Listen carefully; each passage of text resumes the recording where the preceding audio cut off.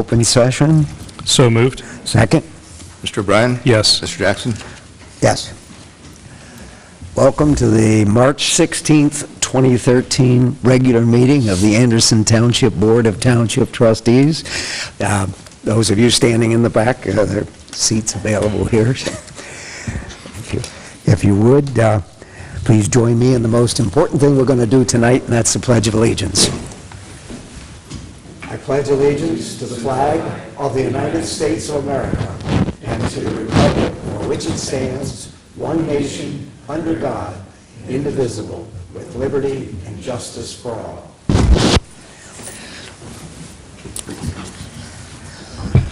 Mrs. Rice will not be with us this evening. She has illness in the family, and I'm sure she'll appreciate any prayers you might send her way. So, do we have a motion? Can we have a motion to adopt the agenda? I'd like to make a motion to adopt the agenda. Second? Mr. O'Brien? Yes. Mr. Jackson? Yes. Okay. We're not going to present anybody, and we're not going to recognize anybody. How's that? So, I see that State Representative Peter Stoutberg is in the audience, and he's going to be excited that he's going to be right up there at the front. Very early on. Thank you, Mr. Jackson. It's good to be back. Scheduling conflicts have kept me away for a while, and I was trying to think, I think the last time I was here was before we passed the budget, so we have since been able to do that, and that is sitting over in the Senate probably for another couple of weeks, and then we will get it in early June, and then we have a June 30 drop-dead date on getting that budget out into the governor and signed by him as required. There's a lot of things in there. I'll answer any questions you have. One request came up through Mrs. Earhart and the Township Association we were able to take care of with respect to the burials of indigents and whatnot. So we made that amendment and we're able to get that in fairly easily, quite frankly. And I don't anticipate any problems with that when it's over in the Senate. We've had a lot of other things going on. Again, I don't want to spend an hour of your time. I will just mention one that Mr. Dietz will probably like, and that's House Bill 6. There's a companion Senate bill going on as well. I don't know what number that is, but that will allow certain political subdivisions to take advantage of doing audits by agreed upon procedures rather than a full audit every time you're required to do one. You can do an AUP. I believe you need to get the blessing of the auditor. The auditor is actually doing this, is my understanding, but he's doing it by rule of his office, and we thought it was a good idea to codify that to give you all more flexibility with respect to the cost involved. It'll probably be used for and reserved for those political subdivisions that are on good behavior, and it will not be allowed for those township cities and villages that are not behaving very well. So I certainly think it's something that we may want to take a look at as we move forward. We passed it unanimously, so I anticipate that will go fairly quickly. Hopefully get it out by June 30th and signed by the governor. So Sounds good. It would save them money, I guess. yeah, and saves headache, money, time. And also, I think the one other point the auditor was making was for those local subdivisions that would not otherwise be engaged in the process. In other words, they just turn over the books and say, do whatever you want. It would require people on the township end to get involved in, focusing and informing what kind of agreed upon procedures there would be. So it'll work to engage the townships and villages and cities as well. So with that, I will be brief, not to hold up your process, and very happy to answer any questions you have today, or if something comes to you later. Did you bring the check from the governor for the workers' comp rebate? That's not with me. Don't spend that before it comes. I think that is a very good thing to do. Workers' comp continues to be a I don't want to say a mess, but it's a system which I think is just not well structured. I, of course, would like to see private insurance alternatives in there, which I think would require a constitutional provision. But a lot of people have looked at workers' comp over the years to try to do things. Certainly, them sitting on a lot of money that probably should go back to people who have paid into the system, I think is a good thing. It's ironic that he made that announcement because Mr. Dietz and his staff will tell you that they sent us a bill this year with a 50% increase so they could give it back to us. It's pretty clever. They'll probably send you a refund check the week after you send in your payment. That's right. As Ken said, we have to make the payment first. Yeah. How are we coming on annexation? The annexation bill is drafted. I talked to Chairman Blair today, in fact, and we talked about this very thing. We will certainly, I think, drop it within the next 2 weeks. It won't get done this week. Depends on how long he would like to, and he would chair the committee, so he may not actually sponsor it. He would allow me to sponsor it, and then would look for somebody else to join sponsor it. I like to have a short trigger on windows for asking for co-sponsors. So probably in the next 2 weeks or so, we will be able to drop that. And we do expect opposition from the Municipal League because they don't like rights, they're what they have in their corner. They like to hold on to all their toys. So I think that's something we need to just be ready to deal with. They are preoccupied with another bill we have up there, House Bill 5. I was not clear, and perhaps Mrs. Earhart can clarify it, whether or not the identifying a government as a property owner was only under the expedited annexation as opposed to the... Under regular annexation, you have a voice. Nothing. We have a voice. Right. You stand into the same shoes. The only difference is under expedited, they have taken that away from you all.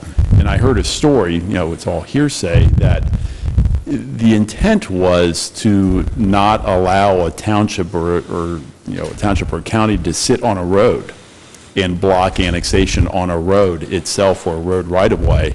But somewhere back in time, the language was not clear on that, and so parcels and cemeteries and parks fell into the same category as roads. So what we have done is you don't get a vote on a road or a road right-of-way, but everything else it's the same structure as a type 1 annexation. And then the only difference is if everybody doesn't agree in a type 2 annexation, you've got to go back and do a regular annexation. Right, and that's the whole thing, Peter, is that the expedited annexation was intended to be a case where everybody was in agreement. But the way they wrote this thing... Correct. Forced important parties out of the in agreement part of it. Correct. So, yes. And the part that was so egregious to me was the amount of land, the number of acres that were attempting to be acquired, and it was like 95% within that government entity. I mean, it seemed ludicrous to me. So you think it could get done in near term? It's not going to be one of those dragged out till December 31st. The bill will be dropped. Right. The success thereof is up to a fight and a challenge. I'm certainly willing to engage in that. Right. But there are, a lot of people who have differing points of view on the whole process. So we'll just get it out there and let everybody come to the table and see what we can get done. But again, if you go back in history to what the intent is, I think that clearly we have the better argument. Thank you.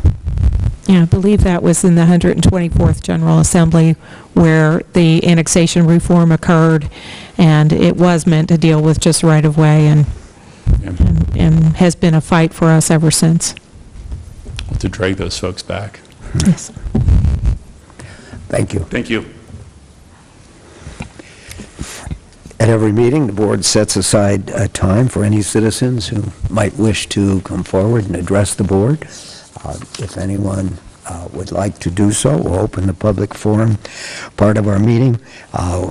We ask that speakers come forward and give us their name and address, and if possible, limit their comments to non-repetitive statements in 5 minutes or less. So the line forms over here. We have a winner. We do. Been coming to these for years, and finally going to speak. I'd like to thank you. Mrs. Earhart asked me to You're going to tell us your name, speak to you Eric. a little bit about the Chamber of Commerce. My name is Eric Miller. Thank you. I'm the Executive Director at the Anderson Area Chamber of Commerce, located here at 7850 5 Mile Road, right across from the Township offices in Anderson Center. So just wanted to give everybody a little bit of brief history about the Chamber, kind of tell what we do, and talk about a few events that we put on in the area. So just to start off, the Chamber was established back in 1970. We've been around for 43 years. The first 35 years, we served Anderson Township only, and roughly the past 8 years, we've been serving Anderson, Mount Washington, Newtown, and Western Claremont County. Currently, the Chamber has 19 board members, and it's a variety of business owners and local officials and people within the Anderson area. We are the only organization in the area to have representatives from the government. Ms. Vicki Earhart is on our board, as well as Ken Kushner from the Park District, and also Superintendent Dallas Jackson, who is with the Forest Hill School District. We have a small but mighty staff. It's myself, the only full-time employee. We have 3 part-timers. Ellen, Brandy, and Kathy are all work about 25 to 30 hours a week. But with all that, we get all of our events and programs taken care of. We currently have 520 members in the Chamber, so we're considered a medium-sized chamber. Some of your larger ones, or Cincinnati has roughly 4,000, Claremont roughly about 1,000. So we're a little bit smaller than those guys. We do provide a wide array of services to our members, including networking, professional development, marketing opportunities, discounts on workers' comp, healthcare, and credit card processing. There's really no 2 chamber members that view the chamber in the same light. We do a lot of different things for a lot of different businesses. So each one, I think, really kind of sees us as a different benefit organization. Our annual magazine was just produced about a month ago, and hopefully everyone got one of those in the mail. This is what it looks like. The magazine basically covers what the Chamber does. It talks about the different events, the different programs that we put on. It also is a directory of our members, so you can search our members by category. And then we do have a calendar in the middle that has all the events. So if anyone's looking for Chamber meetings, Chamber professional development, anything like that, all that's listed in the magazine. Speaking of the events, we put on about 45 events on an annual basis. The most recent event that we just had was last week, was our Citizen of the Year banquet, and we honored Marty Brenneman as the Anderson Area Citizen of the Year. In addition, we put on 6 Party in the Plaza events. Those all happen here at Anderson Center in conjunction with Anderson Township. The next one, or actually the first one this year, is May 30th, and that's with the Danny Fraser Band, and that's from 5:30 to 9:30 on the South Plaza here at Anderson Center. And with that, we have live music, we have food, and we have cold beverages for kids and adults. So it's a great community event we've been doing for roughly 5 years, and it's a great time, for everyone involved. We encourage people to bring the kids down, and it's a great time just to grab some food and enjoy some live music. And speaking of the food, all the concessions are $4 or less. So it's a very family-friendly event. And information for Party on the Plaza can be found at our website, which is www.andersonpartyontheplaza.com. Or you can check out the Party on the Plaza Facebook page. That has all the information on there as well.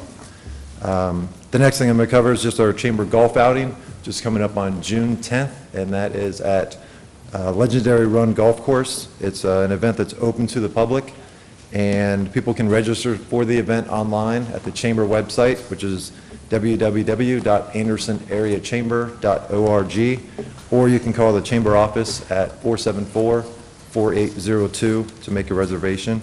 We've got a raffle and an auction with that event as well. Raffling off a 42-inch television, a iPad mini, a driver, set of irons, and much, much more. And the last event that I'll cover is Anderson's Got Talent, which is an event that the Chambers put on. This will be the second year. It's a talent show that we basically have 30 contestants that will perform live on stage. It gets narrowed down to 10 contestants. On Saturday, they'll perform in the finals, and then they are all vying for a $1,000 grand prize. So that's another kind of fun community event that the Chamber is involved with. And last year we had a lot of success. We had singers, dancers, magicians, comedians, so a wide variety of entertainers.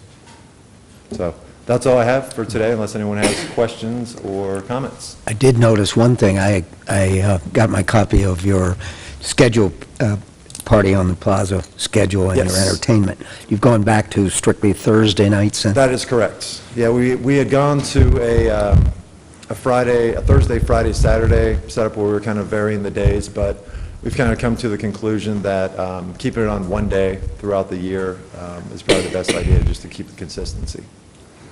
And I like the idea that the concessions are $4 or less. I think it's very family-friendly. Otherwise, it's free. You can bring a chair. Yeah, you can bring a lawn chair, bring a blanket, sit down, just enjoy the music. There's grass areas for people to sit around.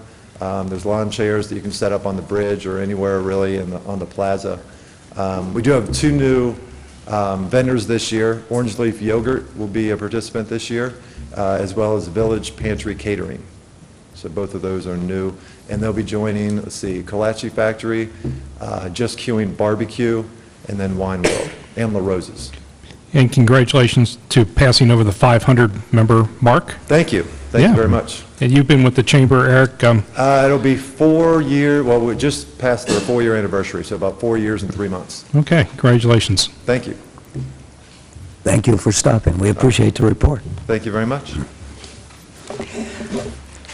Would anyone else like to address this board?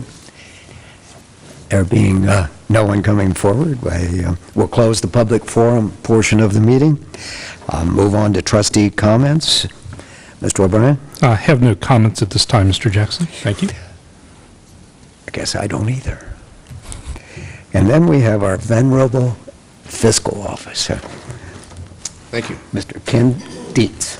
We have our financial reports for the end of April, and in looking at those, the revenues and expenditures are pretty much on target. Thank God the revenues were a little bit higher than we anticipated, and the revenues are a little bit, the revenues are a little higher and the expenditures are a little lower. That's the way we like it. As was mentioned before, we do have some appropriation changes within the same fund. They're all related to the workers' comp 50% increase that we received. And I promise you that working with Suzanne and Debbie and myself, we will find out why that happened. As of today, we couldn't find a letter or anything of explanation, but we will look into it. The general fund, we needed $10,000. We had extra money in the legal appropriation, and at least we're hoping we had extra money, and we're going to switch those around. In the Sheriff's Department, we just have one employee, I believe, that's eligible, and so that was only $1,000. We switched that from other expenses.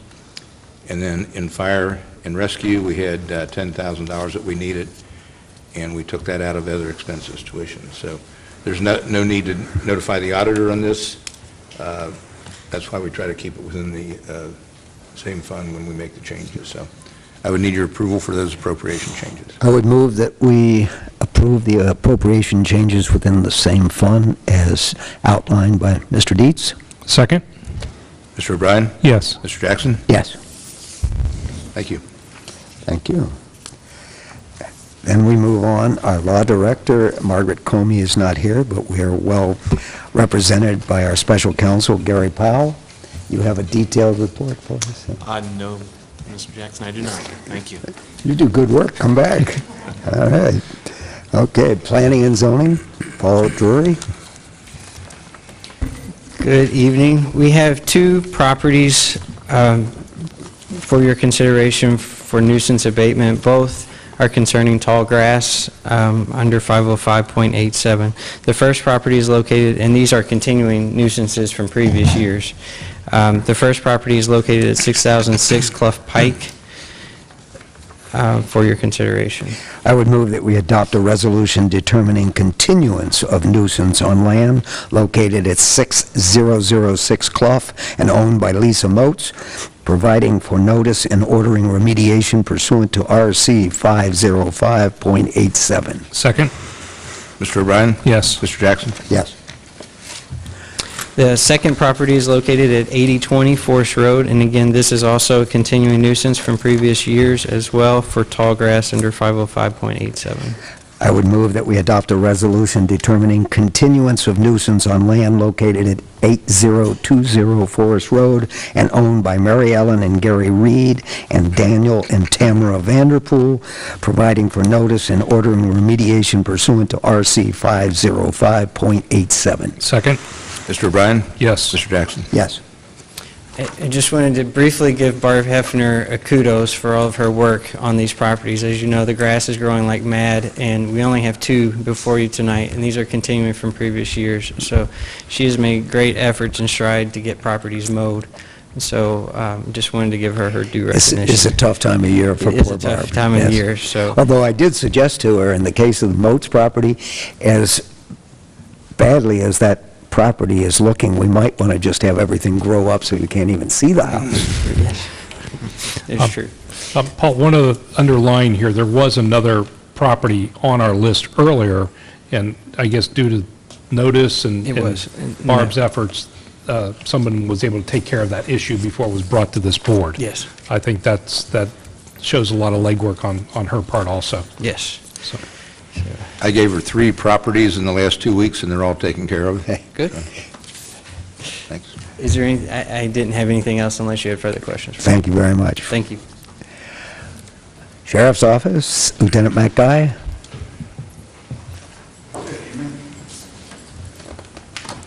The only thing I have is a report prepared reference the semi-annual drug take-back day. On April 27th, the Hamilton County Sheriff's Office hosted the semi-annual drug take-back day under the guidelines set forth by the Federal Drug Enforcement Agency. This is the 4th year of our participation. The event was open from 10 a.m. to 2 p.m. Apparently, there were people lined up even before they opened the doors at 10 a.m. It was conducted here at the Anderson Center. The event was a very big success, resulted in citizens turning in over 16 boxes of unwanted narcotics, totaling 334 pounds. They were then properly disposed of through the guidelines set by the DEA. Also, as we were participating in this event, we had interest from Miami Township way on the western side of Hamilton County. They wanted to know how to participate.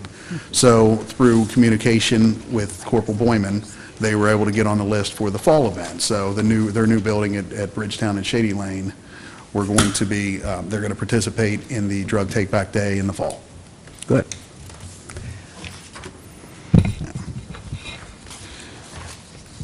Lieutenant Guy, that was the other item on the agenda That was as the- far as okay. the liquor permits for township-wide that, That's right, yes, yeah. The annual liquor permits are coming up for expiration, and they're all seeking renewal. We have had no problems with any of the existing liquor permits to the level that they would be a nuisance, and we wouldn't object to any of the renewals. Excellent. I would move that we adopt a motion in response to the annual request from the Ohio Department of Commerce for board guidance in its annual renewal of liquor licenses for all permit holders within Anderson Township, and not to object to any such renewals. second? Mr. O'Brien? Yes. Mr. Jackson? Yes. The only other thing I have to update the board, as Mr. Jackson already saw, we do have one of the brand-new 2013 Dodge Chargers in the parking lot. It's only got a little north of 140 miles on it, so I'll try to behave myself on the way out of the parking lot. It's pretty fun to I was drive. going to say, who's driving it? Yeah, that's where he is, of course. If you didn't put all that lettering on it, just left it black, it'd be quite a stealth vehicle, so. Mr. Jackson, doesn't the township administrator get to take it for a test drive to make sure it's adequate? Yes, on Sunday mornings. Thank you, Lieutenant. Public Works Department. Greetings from your Shelley. friendly neighborhood's Public Works Department. I have two items before the board tonight. Of course, the bid opening and hopeful award for 8 Mile Sidewalk. The board is familiar with this site. It goes from Forest down to Brownsboro. It'll be a nice stub to be connected. The engineer's estimate on the project was $90,000. The award, or the recommended award, is to Smith Construction at $77,258, and that was participated on by 9 bidders. So a good outcome, and 15% below engineer's estimate. I would move that the board hereby accept the bid of $77,258 from Smith Construction, deemed to be the most responsive and responsible bidder for the 8 Mile Road sidewalk project in accordance with the bid plans and specifications, together with a 10% contingency for a maximum appropriation of $84,984 funded out of TIF funds. Further, this board would hereby authorize and direct the township administrator to give timely notice of award to the contractor, and after consultation with the law director, to enter into contract with Smith Construction in accordance with their bid for the 8 Mile sidewalk project. Second. Mr. O'Brien? Yes. Mr. Jackson? Yes. Yes, sir. Quick question Yes. regarding that. The calculation that you use for the estimate, is that based on some federal standard? It's based on historic bids that we take in through the township. Our own numbers? Yes, and, we produce those based upon last several years' worth of data and collection of bids. Every job is not the same because obviously there's a huge variable there: terrain, how many pipes, where it's connected, access. In this case, this road has a lot of traffic concerns because 8 Mile is a tight road to work on, but we use the historical data that we have to help produce the engineer's estimates. So it isn't some outside No, it's done internally. number? That's Yeah. great. The second item I have before the board is the 2013 paving project for Anderson Township. Of course, the board knows I think we have about 20 streets on the agenda. They were the same streets that we put curb and sidewalk repairs on last year. This year, we're going to go through and grind them and pave them. Interestingly enough, when we combine those bids, we usually get 4 or 5 contractors, and either the asphalt guys have to work with the concrete contractors, and the concrete contractors have to work with the asphalt contractors, and they have to come in, and that usually produces about 5 bids. Interestingly enough, this time when we broke it apart and you didn't have to do concrete with the job, we then took in 5 bidders that were all asphalt. So it was a little more of a competitive bid for us in this process. We're very pleased with the results, and what you see is a recommendation, of course, to award John R. Jurgensen at $436,177.90, which is 11% under the engineer's estimate. I would move that this board accept the bid of $436,177.90 from John R. Jurgensen Company, deemed to be the most responsive and responsible bidder for the 2013 asphalt paving project in accordance with the bid plans and specifications, together with a 10% contingency for a maximum appropriation of $479,796. Further, this board hereby authorizes and directs the township administrator to give timely notice of award to the contractor, and after consultation with the law director, to enter into contract with John R. Jurgensen Company in accordance with their bid for the 2013 asphalt paving project. Second. Mr. O'Brien? Yes. Mr. Jackson? Yes. I anticipate that on both of these projects, notice to proceed will go out rapidly, and we can hope for some field work to start occurring right after the 1st of June, or in this case, late August when it quits raining. We do need some more We do need some more. traffic tie-ups. We do need some more, yes, sir. Richard, can That's you all I have. give us a brief update on the Salem Road project? Salem Road is progressing very nicely. The new sidewalk that was planned for that section has been constructed. There's just 1 or 2 segments to finish. Curb repairs and concrete sidewalk repairs are ongoing now. As soon as those are done, the grinding and the paving will start. So we're on schedule right now to be finished with that project toward the end of July. The hope and goal is to be done prior to Anderson Days, which is usually held the last weekend of July. And Salem Road will be a smooth, pleasurable pavement to drive on. We hope that it won't speed people up, but yes, that will be the case. It will be a smooth and pleasurable road. Okay. And then what about the Clough area down by the Clough Business District? How's that project? I know we're still a year or so away. Mr. Severs can give an update on that, but I believe they're still hoping to bid this season. I was going to touch upon this in just a moment with, under the engineering services request, but That's fine. I'll go ahead since the question's been raised. The status of this project, all the right-of-way has been certified and cleared, and through the diligent efforts of our staff and the consultants that have helped us in that process, project is supposed to be let last week of June and awarded the first week of July. So we managed to keep that project on schedule, and construction could probably occur by late summer. Late August probably is when you see that, and we'll continue through the winter and wrap up by early next year. Okay. Thank you, Steve. That's all I have. Thank you. Thank you. Fire and Rescue, Chief Mark Ober.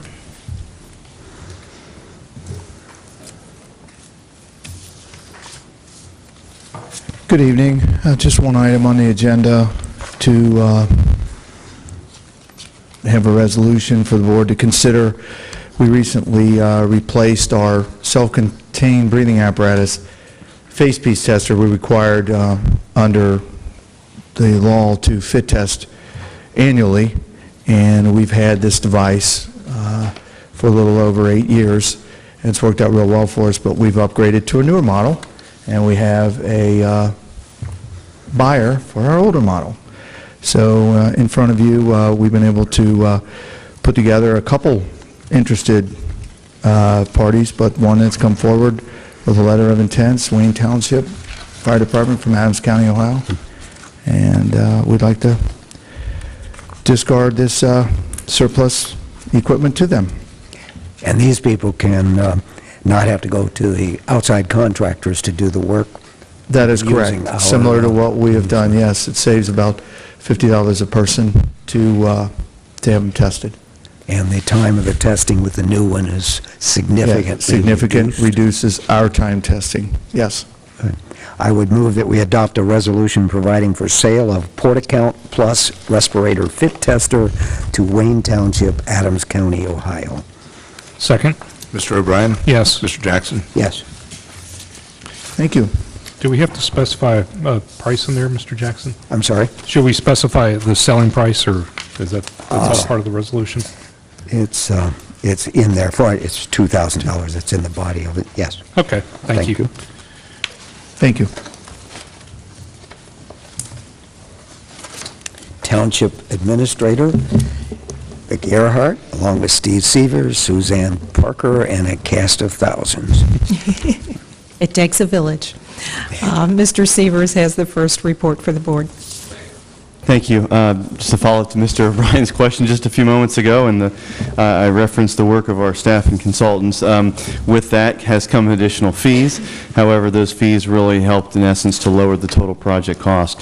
There is a memo and there's a recommendation before you to allow the expenditure of up to $21,898 in additional engineering fees. And again, that results in nearly $180,000 reduction in the right-of-way acquisition costs that we were facing with this project. And frankly, since we didn't have the power to acquire the property, those funds were needed to appease the property owners from which we needed those easements. So if there are any questions, I'm happy to answer those. I would make a motion to authorize the expenditure of up to $21,898 in additional engineering funds for the CMAQ grant-funded Clough Pike Improvement Project, which have addressed the changes requested by abutting property owners and will ultimately result in nearly $178,000 in right-of-way cost savings. The Clough Pike Improvement Project was previously authorized by resolution numbers 11-0120-09 and 12-0315-12. Second? Mr. O'Brien? I do have a quick comment here. On the, it says $178,000. I think on our motion, the number isn't exactly right, but. That's the approximate savings. The cost is $21,898 Okay. is what you're authorizing. It was we were Okay. referring to this, yeah. Very good. Yes. Mr. Jackson? Yes. Thank you. And again, if all works out per Mr. Shelley's schedule with Salem, when Salem's done, we'll start on Clough. When Clough's done, we'll start on Beechmont, and all will be well.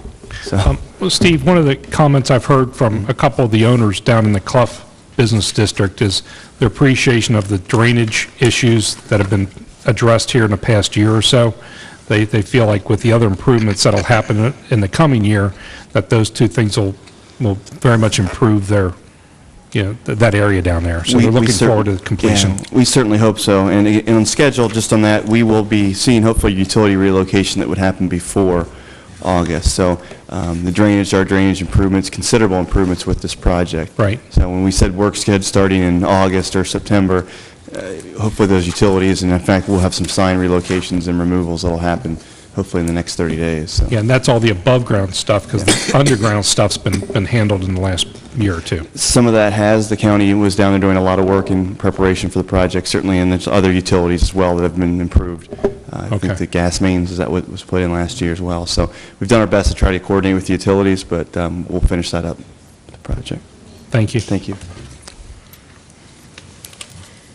Thank you. The first item that I would like to present to the board, the township has had a long-standing, very good relationship with the Hamilton County Sheriff's Office. And in one of our very, very early contracts, the township became owners of weapons, firearms, tasers, some radios, and associated radio chargers. Over the years, we have retained ownership of those items. And in discussions with the new administration within the Sheriff's Office, Chief Deputy Schoonover and Sheriff Neal, we began talking about the fact that firearms are assigned to an individual deputy. So therefore, if a deputy were working in Anderson Township and then worked in another area, the weapon would not be reassigned. It would remain with that deputy, which would cause us to have a township weapon in another jurisdiction. Or if the deputy were given a different weapon, there's training that has to take place with that individual weapon, which results in unnecessary costs for the sheriff and for the township or the other entity involved. So we have worked closely with the Sheriff's Office to look at a situation where we would transfer ownership or sell these items to the Sheriff's Office at minimal cost, because we have had these for, as I said, many, many years, and we have certainly got the benefit of the use of these items. The sheriff would then retain ownership from here on. So there is a resolution before the board for your consideration to effect this transfer. I would move that we adopt a resolution providing for sale of equipment to the Hamilton County Sheriff's Office as detailed on Schedule A. Second? Mr. O'Brien? Yes. Mr. Jackson? Yes. Thank you. Next item, we have our list of events upcoming in May and June, and I trust our residents have received a postcard and Anderson Insights where some of these events are detailed. We'll just run through them briefly. The opening day for the Anderson Farmers Market at Anderson Center Station is Saturday, May 25th. The indoor market is taking place this weekend, but May 25th will represent the beginning of the outdoor market. There are some special events. The Metro Hybrid Bus will be at the Farmers Market on June the 8th. There will be tours and giveaways, and the annual Bike Rodeo will take place on June 15th.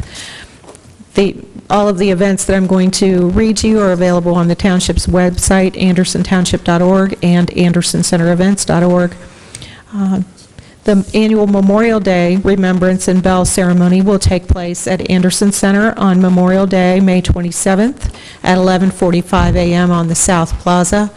Congressman Brad Wenstrup will be our guest speaker, and we would encourage residents to participate and to share the names of their loved ones who have served in the military and have passed on so that they can be recognized. The annual Summer Fair event at Coney Island will take place May 31st through June 2nd.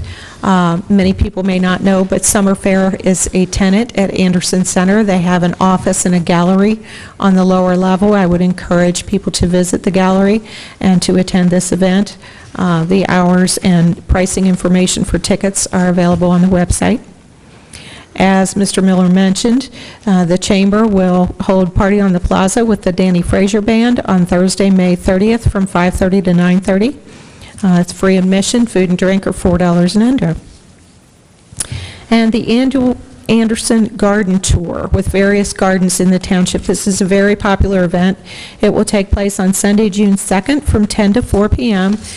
This event is free of charge. This year there will be a shuttle available that will be leaving Anderson Center Station. There will be looping every 30 minutes so that people that don't want to drive or worry about parking at each of the gardens can hop on the shuttle. There will be an emergency number available if someone is out on the shuttle or at a garden site and needs to get back more quickly. We can accommodate that. There are 2 new gardens this year, and I know that the committee has worked very hard on putting this event together, so I would encourage everyone to participate. The last item I have for the board's consideration, Ms. Coney, our law director, spoke to the board at the interim workshop meeting about some changes to legislation, particularly Megan's Law and the Adam Walsh Act, and interpretations of those laws, which would cause the township to need to realign its policy with regard to sexual offenders. So there is a resolution before you which would help the township conform with the current laws. Would you consider the resolution, Mr. Jackson? I would move that we adopt a home rule resolution repealing resolution number 09-0820-03 and resolution number 07-0531-07 and declaring an emergency. Second? Mr. O'Brien? Yes. Mr. Jackson? Yes. Thank you. That's all we have for the board this evening. Thank you. Unless someone wants to come forward again, I'd remind you that our next televised board meeting is June 20th, 2013, 6 p.m. If anyone has any questions, they can call 688-8400. With that, I would entertain a motion for adjournment. So moved? Second? Mr. Jackson? Yes. Mr. O'Brien? Yes. Thank you all for coming.